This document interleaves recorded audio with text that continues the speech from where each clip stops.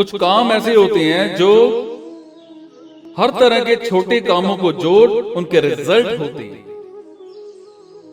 समुद्र के किनारे खड़े हुए तट, भूमि से टकराती लहरों का शब्द सुनकर के हम कहते हैं कि वो कितनी गंभीर और प्रबल है, कहते हैं ना हम। फिर भी हम जानते हैं कि बड़ी एक लहर छोटी छोटी लाखों करोड़ों लहरों से बनती, उनमें से हर एक शब्द करती है, परंतु हम उन्हें पकड़ नहीं पाते।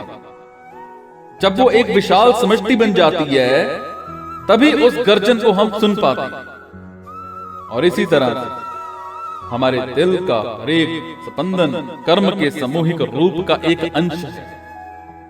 कुछ कामों का हमें ज्ञान होता है और हम उन्हें पहचान जाते हैं, और साथ ही वो अनेक छोटे कर्मों की समष्टि। अगर आप वास्तव में किसी मनुष्य का चरित्र जानना चाहते हैं तो उसके महान कार्यों को मत देखिए। कोई भी मूर्ख समय पाकर के बुद्धिमान हो सकता है। मनुष्य को छोटे छोटे काम करते देखिए, वो ही वास्तव में किसी महापुरुष का सच्चा चरित्र आपको बता सकते हैं। समय पड़ने पर छोटे से छोटे मनुष्य में भी बड़प्पन आ सकता है।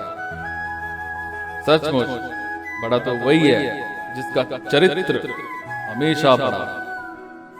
चरित्र निर्माण में कर्म ही सबसे बड़ी शक्ति है जिसका मनुष्य को सामना करना पड़ता है। मनुष्य एक मध्य बिंदु की भांति जो विश्व की तमाम शक्तियों को अपनी ओर खींचता है, उस केंद्र में ये उन्हें मिलाता है और एक त्रिशाल धारा में उन्हें प्रवाहित कर देता है। ऐसा केंद्र बिंदु वो वास्तविक मनुष्य है, सर्वज्ञ और सर्वशक्तिमान, जो तमाम सृष्टि को अपनी ओर खींच लेता है। पाप पुण्य सुख दुख सभी उसकी ओर आकर्षित उससे जाकर के लिपट जाता है।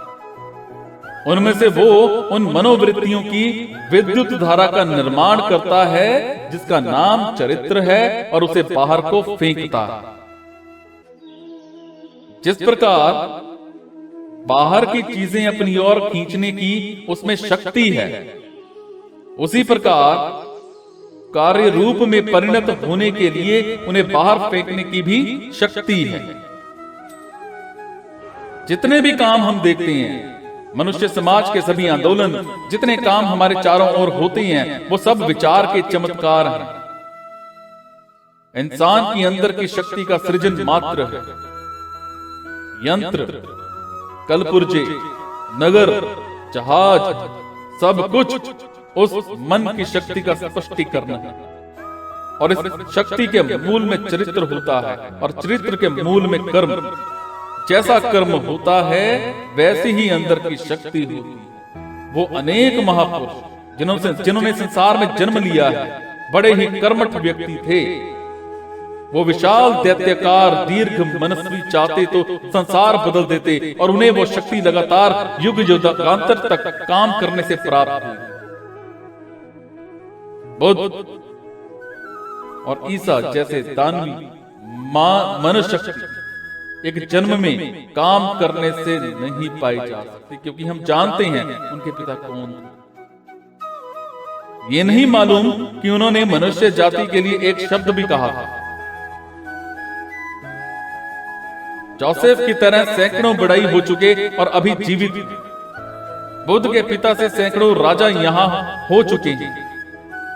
अगर सिर्फ पैतृक आदान प्रदान की बात है तो क्या कारण है कि छोटे से राजा ने, जिसकी आज्ञा शायद उसके कर्मचारी ही ना मानते थे, उस पुत्र को जन्म दिया जिसका आधी दुनिया नाम जपती है। जी, बढ़ई और उसके पुत्र के मध्य उस अंतर का क्या कारण था, जिसे दूसरे लाखों मनुष्य देवता के समान पूजते हैं? अरे पैतृक संबंध ही उसके मूल में नहीं हो सकता। वो महान शक्ति जिसे बुद्ध ने संसार के ऊपर बिछा दिया, जो ईसा के भीतर से पैदा हुई, कहां से आई? उस शक्ति का संचय कहां से हुआ? वो जन्म जन्मांतर में धीरे धीरे बढ़ती रही होगी, और यहां तक कि लास्ट में एक बुद्ध या एक ईसा के रूप में मनुष्य जाति के सामने फूट पड़ी। और उसका प्रभाव आज तक चला आया।